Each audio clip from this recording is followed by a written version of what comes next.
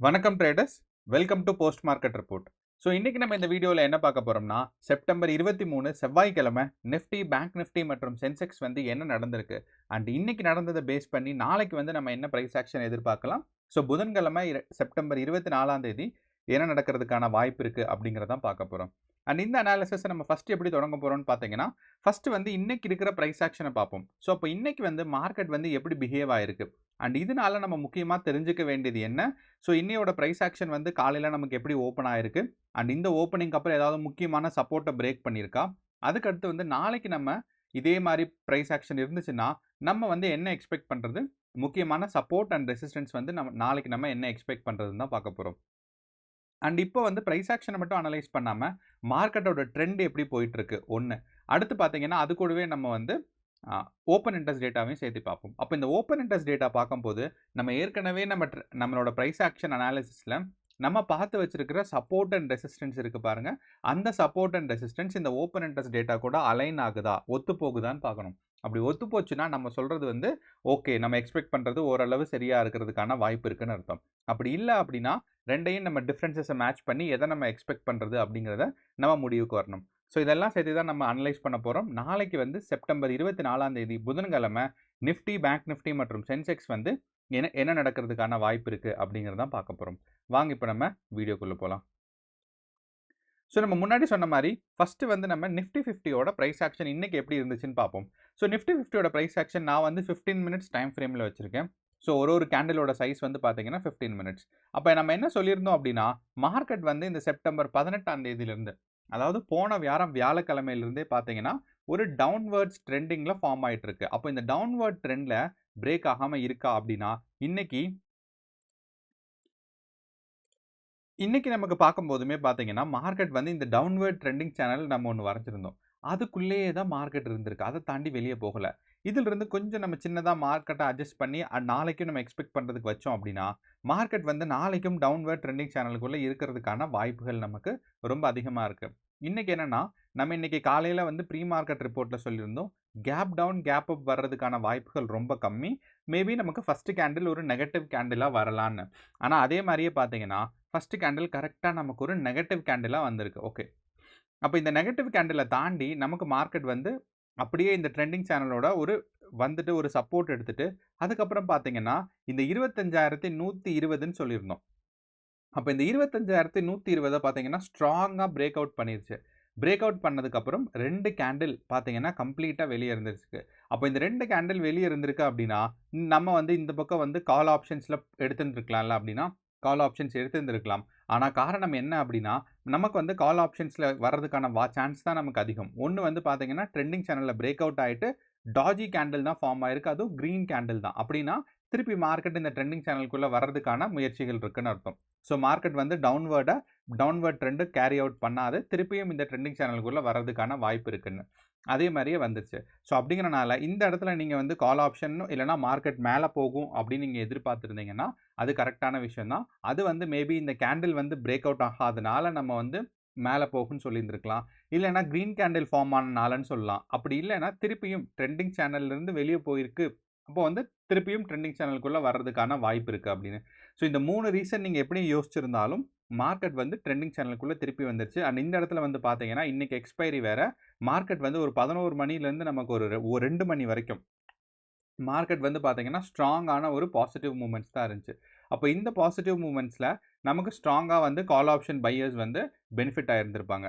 So அப்படிங்கிறனால market இங்கே வந்துட்டு நம்ம அதே மாதிரி இந்த ட்ரெண்டிங் சேனலோட அப்பர் லிமிட் மேலே இருக்கிற லிமிட்டில் வந்து பார்த்தீங்கன்னா அங்கேருந்து ட்ரெண்டு ரிவர்ஸ் ஆயிடுச்சு. ஸோ இப்போ மார்க்கெட் இங்கேருந்து ஆரம்பிச்சிச்சு, கீழே வந்துச்சு, மேலே போச்சு, இங்கே வந்துச்சு. ஸோ ஓப்பனிங் அண்ட் க்ளோசிங் பார்க்கும்போது ஆல்மோஸ்ட் சேம் ப்ரைஸ் தான் இருக்குது. ஸோ அப்போ இன்றைக்கி நமக்கு டே கேண்டில் பார்த்தோம்னா டே கேண்டில் வந்து ஒரு டாஜி கேண்டிலாக இருக்கும். அதுவும் ஒரு ஸ்ட்ராங்கான ஒரு டாஜி கேண்டிலாக இருக்கிறதுக்கான சான்சஸ் இருக்குது. இந்த இடத்துல நீங்கள் பார்த்தீங்கன்னா நமக்கு வந்து டாஜி கேண்டில். ஸோ இந்த டாஜி கேண்டில் வந்து நேற்றும் அதே மாதிரி பார்த்தீங்கன்னா நமக்கு வந்து வியாழக்கிழமை, வெள்ளிக்கிழமை மட்டும் ஸ்ட்ராங்கான இருக்குது. திங்கள் அண்ட் செவ்வாய் வந்து டாஜி கேண்டிலாக தான் இருக்குது. ஸோ அப்படிங்கிறனால நமக்கு வந்து ப்ரைஸ் வாலடைலிட்டி, ஸோ மார்க்கெட் வந்து எவ்வளோ பெருசாக மூவ்மெண்ட் ஆகுது அப்படிங்கிறதோட ப்ரைஸ் வாலடைலிட்டி பார்த்தீங்கன்னா ரொம்பவே கம்மியாக தான் இருக்குது. ஏன்னா இன்னையோட மார்க்கெட் பொசிஷன் பார்க்கும்போது மார்க்கெட்டில் ஓப்பனிங் அண்ட் க்ளோசிங் பொசிஷன் ஏறக்குறைய ஒரே மாதிரி தான் இருக்குது. ஸோ இங்கே தான் ஓப்பனிங் ஆச்சு, அப்ப இங்க ஓப்பனிங் ஆயிட்டு, இங்க க்ளோஸ் ஆயிருக்கு. ஸோ இந்த இடத்துல பார்த்தீங்கன்னா, அந்த கேண்டிலோட சிங்கிள் பாட்டம் இந்த இடத்துல இருந்திருக்கு. ஸோ அப்ப அப்படிங்கிறனால மார்க்கெட் வந்து ரொம்ப வந்து ஸ்ட்ராங்கான ஒரு கன்சாலிடேஷன் ஃபேஸ் தான். ஸோ இந்த ட்ரெண்டிங் சேனல் இல்லாம நம்ம பார்த்தோம் அப்படின்னா, மார்க்கெட் வந்து பாருங்க. ஸோ இது வந்து ஒரு சைட்வேஸ் மூவ்மெண்ட் மாரி தான் இருக்கு. ஸோ மார்க்கெட் கீழ வந்துச்சு, மேல போச்சு, கீழ வந்திருக்கு. அவ்வளோதான். ஸோ அப்போ ஏறக்குறைய அதே பிரைஸ் ரேஞ்ச்ல தான் இருக்குங்கிற மாரி தான் இருக்கும். ஆனா இந்த ட்ரெண்டிங் சேனல நம்ம கன்சிடர் பண்ணோம்னா, நாளைக்கும் இதே மாரியே மார்க்கெட் வர்றதுக்கான சான்சஸ் இருக்கு. ஸோ இங்கிருந்து கீழ வரும், கொஞ்சம் மேல போய் திருப்பி இந்த இடத்துல க்ளோஸ் ஆறதுக்கான வாய்ப்புகள் இருக்கு. ஸோ அப்படிங்கிறனால நாளைக்கும் நம்ம வந்து ஒரு சைட்வேஸ் மார்க்கெட் இல்லன்னா ஒரு கன்சாலிடேஷன் மார்க்கெட் தான் நம்ம எக்ஸ்பெக்ட் பண்றதுக்கான சான்சஸ் இருக்கு. அண்ட் நாளைக்கு வந்து நமக்கு சப்போர்ட் அண்ட் ரெசிஸ்டன்ஸ்ல ஒரு சின்ன மாற்றங்கள் இருக்கும். இந்த ட்ரெண்டிங் சேனல் நம்ம வரைஞ்சிருக்கிறனால, நமக்கு வந்து இந்த சப்போர்ட் அண்ட் ரெசிஸ்டன்ஸ் வந்து முக்கியமா வந்து டைனமிக்கா இருக்கும். அப்படின்னா ஒரு ஒரு சிச்சுவேஷனுக்கும் மாறிட்டே இருக்கும். ஏன்னா மார்க்கெட் இந்த இடத்துல இப்படி வரும்போது, இந்த இடத்துல பார்க்கும்போது இதுதான் சப்போர்ட் ரெசிஸ்டன்ஸ் பிரைஸ். அதே மாரி நமக்கு இந்த இடத்துல மத்தியானம் வந்து பார்த்தோம்னா, இந்த இடத்துல ரெசிஸ்டன்ஸ் பிரைஸ். ஸோ அப்படிங்கிறனால இந்த ட்ரெண்டிங் சேனல் நீங்க வரைஞ்சிட்டீங்கன்னா, உங்களுக்கு வந்து ரெசிஸ்டன்ஸ் வந்து கிளியரா அண்டர்ஸ்டாண்ட் ஆகும். ஸோ அப்ப எப்போ இந்த ஒரு சப்போர்ட் கிட்டயோ, ஒரு ரெசிஸ்டன்ஸ் கிட்டயோ வருதுன்னா, அப்போ வந்து நீங்க கேர்ஃபுல்லா இருக்கணும். மார்க்கெட்ல வந்து நீங்க வந்து எய்தர் மார்க்கெட்ல வந்து ப்ராஃபிட் புக் பண்ணவோ, இல்லன்னா புது பொசிஷன் எடுக்கிறதுக்கோ நீங்க முடிவு பண்ணலாம். ஓகே. அதே மாரி காலையில ஓப்பன் ஆகும்போது, இன்கேஸ் நமக்கு ஒரு ஸ்ட்ராங்கான கேப் அப் வந்து மார்க்கெட் இந்த இடத்துல ஓப்பன் ஆயிருச்சு அப்படின்னா, நமக்கு முக்கியமா இருக்கிற சப்போர்ட் என்னன்னு பார்த்தீங்கன்னா, 25,320. அதே சமயம் நமக்கு வந்து மார்க்கெட் வந்து இந்த 25,120 தான் நம்ம பிரேக் அவுட் ஆகாதுன்னு எக்ஸ்பெக்ட் பண்ணியிருந்தோம். ஆனா பிரேக் அவுட் ஆயிருச்சு. ஸோ அப்படிங்கிறனால மார்க்கெட்க்கு அடுத்த சப்போர்ட் இருக்கிறது வந்து 25,000 தான் நமக்கு நெக்ஸ்ட் இருக்கிற சப்போர்ட். ஸோ அப்படிங்கிறனால நம்ம வந்து அடுத்து வந்து நம்ம சப்போர்ட் என்ன எதிர்பார்க்குறோம் அப்படின்னு பார்த்தீங்கன்னா, 25,000. ஸோ அப்போ மார்க்கெட் வந்து இந்த ட்ரெண்டிங் சேனல்ல பிரேக் அவுட் ஆச்சுன்னா, ஃபர்ஸ்ட் சப்போர்ட் எங்க நம்ம எக்ஸ்பெக்ட் பண்றோம்னா, 25,000ல. அதே மாரி ரெசிஸ்டன்ஸ் எங்க எக்ஸ்பெக்ட் பண்ண போறோம்னா, 25,320ல. ஸோ 25,320ம் 25,000 தான் நமக்கு இப்ப இருக்கிற ரேஞ்சுக்கு இருக்கிற முக்கியமான ரெசிஸ்டன்ஸ் அண்ட் சப்போர்ட்ங்கிறத நம்ம மறக்க வேண்டாம். அண்ட் நிஃப்டி 50 வந்து ஒரு டவுன்வர்ட் ட்ரெண்டிங் சேனல்ல புஷ் ஆறதுக்கான சான்சஸ் இருக்கு. ஓகே. அப்போ நாளைக்கு வந்து இந்த டவுன்வர்ட் ட்ரெண்டிங் சேனல்ல மேல ஒரு கேப் அப்ல பிரேக் அவுட் பண்ணல அப்படின்னா, நாளைக்கும் மார்க்கெட் வந்து இந்த மாரி இந்த ட்ரெண்டிங் சேனலுக்குள்ள இருக்கிறதுக்கான சான்சஸ் இருக்கு. அண்ட் இது எப்போ வரைக்கும் கன்டின்யூ ஆகும்னா, அட்லீஸ்ட் 25,000 ரீச் ஆற வரைக்குமாவது இந்த டவுன்வர்ட் ட்ரெண்டிங் சேனல்ல கன்டின்யூ ஆறதுக்கான வாய்ப்புகள் இருக்கு. அதே சமயம் நம்ம வந்து ஓப்பன் இன்ட்ரெஸ்ட் டேட்டா பார்த்தோம் அப்படின்னா, இந்த ஓப்பன் இன்ட்ரெஸ்ட் டேட்டால நமக்கு வந்து 25,000ல தான் ஸ்ட்ராங்கான ஒரு புட் ஆப்ஷன்ஸ் இருக்கு. அதே மாரி 25,500ல நமக்கு ஸ்ட்ராங்கான கால் ஆப்ஷன்ஸ் இருக்கு. அப்படிங்கிறனால நிஃப்டி 50 இந்த இடத்துல இருந்து பிரேக் ஆச்சுன்னா 25,500 வரைக்கும் புஷ் ஆகலாம். அதே சமயம் நமக்கு வந்து இந்த இடத்துல இருந்து கீழ பிரேக் அவுட் ஆச்சுன்னா 25,000 வரைக்கும் வரலாம். ஸோ இதுதான் நம்மளும் எதிர்பார்த்துட்டு இருக்கோம். ஸோ 25,000 கீழ இருக்கிற சப்போர்ட், மேல இருக்க ரெசிஸ்டன்ஸ் வந்து 25,320 இருக்கு. அதுக்கப்புறம் தான் பார்த்தீங்கன்னா 25,500 இருக்கு. ஸோ இது 2மே பார்த்தீங்கன்னா, நமக்கு வந்து இருக்கிற ரெசிஸ்டன்ஸ் நம்ம எக்ஸ்பெக்ட் பண்றது. ஆனா மார்க்கெட் அந்த ரெசிஸ்டன்ஸ ரீச் ஆகணும் அப்படின்னா, இந்த ட்ரெண்டிங் சேனல்ல பிரேக் அவுட் பண்ணணுங்கிறத நம்ம மறந்துற வேண்டாம். இப்ப நம்ம இன்னைக்கு சிச்சுவேஷன்ஸ பார்த்துட்டோம். ஸோ மார்க்கெட் நாளைக்கு என்ன எதிர்பார்க்கிறது அப்படிங்கிறது தெரியல. அப்ப நம்ம கிஃப்ட் நிஃப்டி டேட்டா பார்த்தா சின்னதா ஒரு அண்டர்ஸ்டாண்டிங் கிடைக்கும். மார்க்கெட்ல ஏதாவது டிஃபரன்சஸ் இருக்கான்னு. ஸோ இப்ப நமக்கு பார்க்கும்போது, மார்க்கெட் வந்து பெரிய வித்தியாசங்கள் வரல. என்ன அப்படின்னா, நமக்கு வந்து 330ல நமக்கு மார்க்கெட் வந்து க்ளோஸ் ஆச்சு. ஸோ 330ல க்ளோஸ் ஆகும்போது பார்த்தீங்கன்னா, நமக்கு வந்து 25,147ல இருந்திருக்கு. அப்ப இப்ப இருக்கிற பிரைஸ் வந்து 25,200 ஒரு 20 பாயிண்ட் கம்மியாகி 25,223ல இருக்கு. அப்படிங்கிறனால இந்த 20 பாயிண்ட்லாம் பார்த்தீங்கன்னா, நைட்டு நமக்கு மார்க்கெட்ல ஈஸியா ரெக்கவர் ஆயிரும். ஸோ அப்ப இப்பயும் நமக்கு என்ன தெரியுதுன்னா, மார்க்கெட்ல ஸ்ட்ராங்கான பையிங் பிரஷரோ, செல்லிங் பிரஷரோ இல்ல. மார்க்கெட் வந்து திருப்பியும் கன்சாலிடேட் ஆகுற மாரி தான் இருக்கு. இதே தான் பார்த்தீங்கன்னா, நேத்தும் நடந்துச்சு. ஸோ நேத்தும் நமக்கு ஆல்மோஸ்ட் லைக் நமக்கு காலையில காலையில இல்ல நேத்து நைட்டு நமக்கு பார்க்கும்போது, மார்க்கெட் வந்து 330க்கு எந்த இடத்துல பிரைஸ்ல இருந்துச்சோ, அதே பிரைஸ்லயே தான் பார்த்தீங்கன்னா மூவ்மெண்ட் ஆயிட்டே இருந்துச்சு. காலையில நமக்கு 6:30க்கு ஓப்பன் ஆனதுக்கு அப்புறம் தான் மார்க்கெட் வந்து ஒரு டவுன்வர்ட் ட்ரெண்டிங் சேனலுக்கு புஷ் ஆச்சு. இதுதான் 6:30க்கு ஓப்பன் ஆயிருக்கு. அப்போ 3:30லேருந்து பார்த்தீங்கன்னா, நமக்கு வந்து மார்க்கெட் க்ளோஸ் ஆற வரைக்கும் ஆல்மோஸ்ட் ஒரு கன்சாலிடேஷன் ஃபேஸ்ல தான் இருந்துச்சு. ஸ்ட்ராங்கான ஒரு பையிங் பிரஷரோ, செல்லிங் பிரஷரோ இல்ல. அண்ட் 6:30க்கு ஓப்பன் ஆனதுக்கு அப்புறம் தான் மார்க்கெட் கீழ வந்துட்டு மேல போயிட்டு இந்த இடத்துல இப்படி வந்திருக்கு. ஸோ அத பேஸ் பண்ணி பார்க்கும்போது, நமக்கு 3:30லேருந்து இப்ப வந்து பார்க்கும்போது மார்க்கெட்ல ஸ்ட்ராங்கான பையிங் பிரஷர் இல்லாதனால, நாளைக்கும் நமக்கு வந்து நிஃப்டி 50ல நம்ம வந்து ஒரு சைட்வேஸ் மூவ்மெண்ட் இல்லன்னா இந்த டவுன்வர்ட் ட்ரெண்டிங் சேனலுக்குள்ளேயே இருக்கிறதுக்கான வாய்ப்புகளா நம்ம எக்ஸ்பெக்ட் பண்ண தான் போறோம். ஸோ அப்படிங்கிறனால இதுதான் இந்த 3 பிரைஸ் தான் நமக்கு இம்பார்ட்டன்ட் ஆனது. ஸோ 25,000, 25,320 அண்ட் இந்த 25,000 பிரேக் அவுட்டோ இல்லன்னா இந்த 320 பிரேக் அவுட்டோ ஆச்சுன்னா 25,500ம் 24,800 தான் நமக்கு அடுத்து இருக்கிற சப்போர்ட் அண்ட் ரெசிஸ்டன்ஸ். ஸோ நமக்கு பார்க்கலாம் நாளைக்கு வந்து மார்க்கெட் எப்படி மூவ் ஆகுதுன்னு.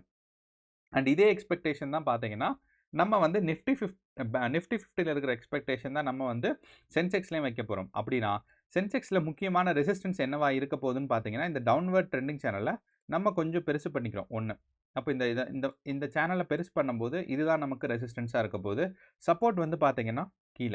அப்படிங்கிறனால இந்த நமக்கு சென்செக்ஸ்லயும் பார்த்தீங்கன்னா, இந்த 82,000 பிரேக் அவுட் ஆயிருச்சு. ஸோ 82,000 பிரேக் அவுட் ஆனனால, இன்ட்ராடே லோவான 81,800 பார்த்தீங்கன்னா, இதுதான் நமக்கு இருக்கிற அடுத்து எக்ஸ்பெக்ட் பண்ண போற நமக்கு முக்கியமான ரெசிஸ்டன்ஸ் 81,800. ஸோ இதுதான் நமக்கு அடுத்து எக்ஸ்பெக்ட் பண்ண போற முக்கியமான ரெசிஸ்டன்ஸ். அதே மாரி சப்போர்ட் பார்க்கும்போது 82,500 இருந்துச்சு. அந்த 82,500ல இருந்து நமக்கு வந்து பார்த்தீங்கன்னா, மார்க்கெட்டோட சப்போர்ட் வந்து குறைஞ்சிருக்கு. அண்ட் நம்ம முன்னாடியே நம்ம நிஃப்டி 50லயே சொன்ன மாரி, இது வந்து ஒரு டைனமிக் ரெசிஸ்டன்ஸா தான் இருக்கும். மார்க்கெட் வந்து இந்த ட்ரெண்டிங் சேனல் எப்படிலாம் மூவ் ஆயிட்டே போகுதோ, அதே மாரி தான் வந்து இந்த சப்போர்ட் அண்ட் ரெசிஸ்டன்ஸும் மூவ் ஆயிட்டே இருக்கும். ஆனாலுமே நம்ம வந்து இந்த ட்ரெண்டிங் சேனல் இல்லாம இருக்கிற எக்ஸ்பெக்ட் பண்ற சப்போர்ட் அண்ட் ரெசிஸ்டன்ஸ் பார்த்தீங்கன்னா, 81,800ம் அடுத்து இந்த இடத்துல இருக்கிற 82,250 அண்ட் 82,500. ஸோ இந்த 3 பிரைஸும் தான் பார்த்தீங்கன்னா, நாளைக்கு நமக்கு சென்செக்ஸுக்கு இருக்கிற ரெசிஸ்டன்ஸ் அண்ட் சப்போர்ட்டா இருக்க போகுது. ஸோ அப்படிங்கிறனால இந்த பிரைஸ் எல்லாம் மறக்க வேண்டாம். அதே மாரி நம்ம சென்செக்ஸ்ல வந்து ஓப்பன் இன்ட்ரெஸ்ட் டேட்டா பார்த்தோம்னா, சென்செக்ஸ்ல ஓப்பன் இன்ட்ரெஸ்ட் டேட்டா நமக்கு பார்க்கும்போது 2 பிரைஸ் தான் நமக்கு கிளியரா தெரியுது. ஒண்ணு வந்து பார்த்தீங்கன்னா 82,000. அந்த 82,000 தான் நம்ம வந்து பிரேக் அவுட் ஆயிருச்சுன்னு சொல்லிட்டு 81,800 வச்சிருக்கோம். அடுத்து வந்து பார்த்தீங்கன்னா, நமக்கு வந்து 83,000. ஸோ கால் ஆப்ஷன்ஸ் மேபி சீப்பா இருக்கும். ஏன்னா இந்த மார்க்கெட் வந்து டவுன்வர்ட் ட்ரெண்டிங் சேனல்ல இருக்கு. ஸோ அப்படிங்கிறனால த காஸ்ட் ஆஃப் கால் ஆப்ஷன்ஸ் வந்து ரொம்பவே கம்மியா இருக்கும். ஸோ அதனால தான் பையர்ஸ் அதிகமா இந்த இடத்துல மார்க்கெட்ல நமக்கு வந்து கால் ஆப்ஷன்ஸ் அதிகமா இருக்கிறதுக்கான தெரியுது. ஸோ அப்படிங்கிறனால 83,000ல கால் ஆப்ஷன்ஸ் அதிகமா இருக்கு. அப்ப மார்க்கெட் 83,000 புஷ் ஆறதுக்கு சான்சஸ் இருக்கா அப்படின்னு கேட்டீங்கன்னா, அதுக்கான வாய்ப்புகள் கம்மியா தான் இருக்கு. ஸோ இந்த 2 முக்கியமான ரெசிஸ்டன்ஸும் பிரேக் அவுட் ஆனா தான் நமக்கு வந்து 83,000க்கு புஷ் ஆகும். அப்படி இல்ல அப்படின்னா, இந்த ரெசிஸ்டன்ஸ் அட்லீஸ்ட் 82,500யாவது பிரேக் ஆனா தான் நமக்கு வந்து 83,000 போறதுக்கான வாய்ப்பு இருக்குன்னு நம்ம எதிர்பார்க்க முடியும். ஸோ அப்படிங்கிறனால நம்ம வந்து இப்போதைக்கு 83,000 போறதுக்கான வாய்ப்புகள் இல்ல. அப்புறம் ஏன் அந்த இடத்துல அதிகமா நெறைய கால் ஆப்ஷனோட குவான்டிட்டி இருக்குன்னா, என்ன பண்ணியிருப்பாங்கன்னா, மார்க்கெட்ல டவுன்வர்ட்ஸ் கீழ போறதுக்கு தான் எக்ஸ்பெக்டேஷன் பண்ணுவாங்க. ஆனா இந்த கீழ இருக்கிற சப்போர்ட்க்கு பக்கத்துல வந்துட்டனால, இன்கேஸ் மார்க்கெட் வந்து ட்ரெண்ட் ரிவர்ஸ் ஆயிருச்சுன்னா, அவங்களோட பொசிஷன்ஸ பாதுகாக்க ஆப்போசிட் டைரக்ஷன்ல ஒரு பொசிஷன் எடுத்து வச்சிருப்பாங்க. அதுதான் பார்த்தீங்கன்னா, சீப்பா இருக்கிற ஒரு கால் ஆப்ஷன்ஸ் பொசிஷன்ஸ். அதுதான் 83,000. ஸோ இது வந்து ஹெட்ஜிங்ன்னு சொல்லுவாங்க. ஸோ அப்படிங்கிறனால சென்செக்ஸ பொறுத்தளவும் இந்த டவுன்வர்ட் ட்ரெண்டிங் சேனல்ல பிரேக் அவுட் ஆயிட்டு 81,800யோ இல்லன்னா 82,500யோ பிரேக் அவுட் ஆனா தான் மார்க்கெட் மேலயோ, கீழயோ புஷ் ஆறதுக்கான சான்சஸ் இருக்கு. அடுத்து வந்து பார்த்தீங்கன்னா, நம்மளோட பேங்க் நிஃப்டி. அப்ப இந்த பேங்க் நிஃப்டில பார்க்கும்போதுமே பார்த்தீங்கன்னா, ஒரு டவுன்வர்ட் ட்ரெண்டிங் சேனல்ல தான் இருந்துச்சு. ஆனா அந்த பேங்க் நிஃப்டி அந்த ட்ரெண்டிங் சேனல்ல பிரேக் அவுட் ஆயிருச்சு. அப்படிங்கிறனால ஒண்ணா இந்த ட்ரெண்டிங் சேனல்ல நம்மளோட வித் நம்ம பெருசு பண்ணிக்கிறோம்.